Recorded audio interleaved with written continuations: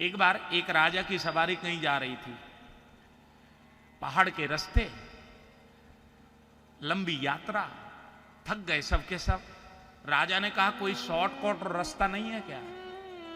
तो एक मंत्री ने आकर कहा राजन एक बहुत शॉर्टकट रास्ता है, लेकिन उस शॉर्टकट रास्ता में जाने के लिए बहुत खतरा भी है। राजा ने कहा क्या खतरा है?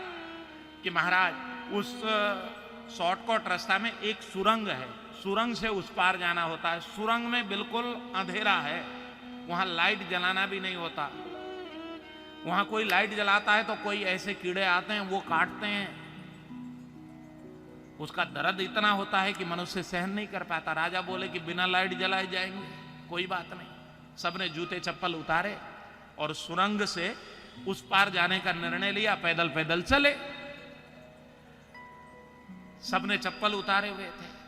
जब बीच सुरंग में पहुंचे, गुप्त अंधेरा सुरंग, बीच सुरंग पर पहुंचने पर वहां पर कुछ कंकड़े जमीन में जो पड़ी थी, वो कंकड़े पैरों में चुभने लगी। अब तो बहुत पीड़ा शरीर में हुआ। कंकड़ों के चुभने के कारण लोगों को लगा कि अब इसको कैसे सहन करेंगे। तो जिन्होंने पीड़ा भोगी उनको लगा कि हमारे जो मित्र पीछे आ रहे हैं इनको ये पीड़ा नहीं होनी चाहिए। नुकीली नुकीली कंकड़े। तो जो आगे आगे जा रहे थे उन्होंने दूसरों के हित के लिए, दूसरों को पीड़ा ना हो, वो कंकड़े उठा ली और अपने अपने जेब में भर ली। कुछ लोगों ने सोचा कि नहीं नहीं हमको पीड़ा पहुंची है तो पीछे वालों को भी पीड़ा पहुंचनी चाहिए, हम ही पीड़ित क्यों हो। कुछ लोगों ने नहीं उठाई।